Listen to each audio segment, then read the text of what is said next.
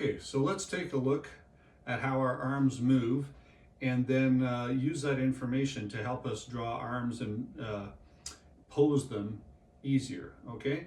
So as we know, we have a ball and socket joint here at the shoulder. It's a ball and it allows us to rotate our arm around in many directions. I think the only thing that stops us is the fact that it's attached to the shoulder blade, and the shoulder blade can only move so far along our back. But this way, go around in 360 degrees, all like this. So we all know that, and we have lots of movement right at the shoulder. And then of course we have the elbow, and the elbow only moves one way. The angle of the humerus dictates how the elbow folds, where it folds to. But generally speaking, our arms fold towards our chest, like this, okay, or inwards towards our legs, like that. And so really it can only fold, the elbow can only fold our arm in half. Now, if our arm is up here, it folds in half down like this, or in front like this. If it's here, it folds in half like this.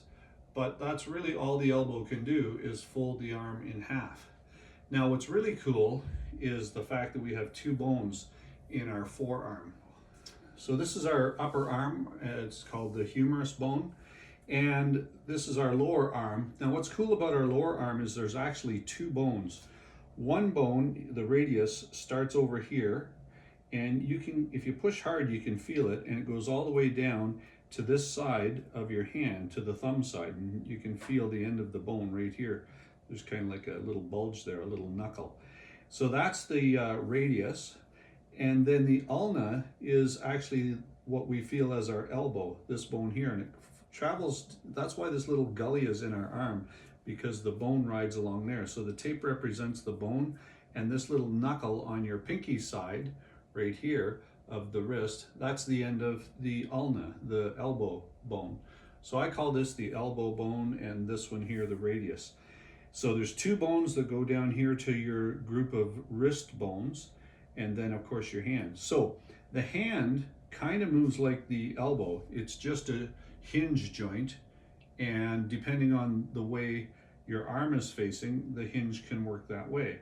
Okay, your arm works this way, but your hand can go both directions, a little more this way than like this. So again, we're studying the forearm here, and there's two bones in there. Now what's cool is if you stand like this, the bones are parallel. The radius goes from here to your thumb, and the ulna, or the elbow bone, starts here at this elbow bone and goes down right to here, this little bump on your wrist here. So continuing on, when you turn your hands over, the radius bone actually crosses on top of the ulna, and they're crisscrossed. That actually makes your hands stronger for when you fall down. But more, I guess the most important reason is you were designed this way is so that you can rotate your arms. And that's really cool, because now if I put my arm up here, I can not only, you know, bend my arm like a hinge here, I can not only bend my hand like a hinge here, but I can rotate my hand, okay, about 180 degrees, flip it over, and now I can get all kinds of permutations and manipulations. So we have a ball socket joint here, we have a hinge joint here, we have a hinge joint at the wrist, and we have two rotation bones on the arm here, the elbow to the pinky side and the radius to the thumb side of your hand. And those two bones can cross over each other, allowing us to rotate our hand. And I'd like to show one other thing here. I've made this little mock-up of our humerus bone, and this is going to help you to draw your arm. So there's a ball here, and it sits into a little teardrop. So your shoulder blade actually has a little teardrop like this, and the top of the humerus bone, the ball, sits in that little teardrop like that. Okay, so the teardrop is sitting right here like this, and I don't know if I have enough arms to do this, and then the arm sits in that little teardrop with the small side of the teardrop pointing up. So, and what's cool is by looking at it like this, you can see that this cylinder here, even though your bone isn't shaped like that, it is to a degree, but not very much. But if you think of it like that, then you know exactly how the arm can bend.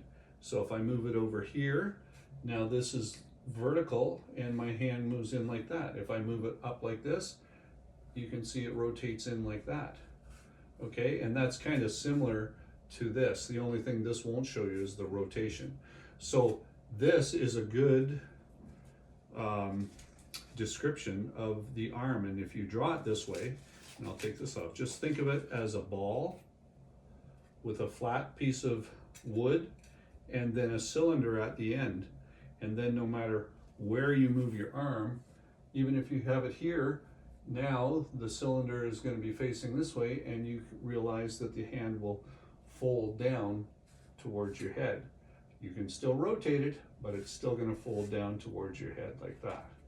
Okay, so this is a handy little thing, and then this little piece of pinkness here represents your bicep muscle. So the arm is here like this.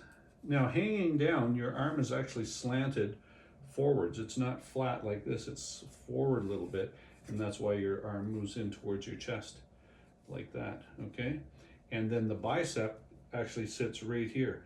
The other interesting thing is the bicep really doesn't attach to the humerus bone, the upper arm, at all. It actually connects to your shoulder blade. There's two strands of muscle that one goes over the ball here and the other one attaches to the shoulder blade, I think over here. And then there's two strands of the bicep. One of them comes down here and really connects to tissue, but the other side of it connects to the over here to the radius bone, I believe. So the bicep does not connect to your upper arm. It connects down here and it connects here, which is why when you contract your arm, when you contract the bicep, your arm can move. So hopefully you get that idea in your head, and that should help you draw and manipulate the hand and arm. Okay, and just don't forget those two bones cross over. Okay, now if I take that off, okay, the bones are parallel, and now both bones are crossed over. This radius bone is crossed on top of your elbow bone. Okay, so I'm going to show some actual diagrams of the arm bones in the video here in a little bit, but I just wanted you to see that, and that's really going to help you be able to pose your arms.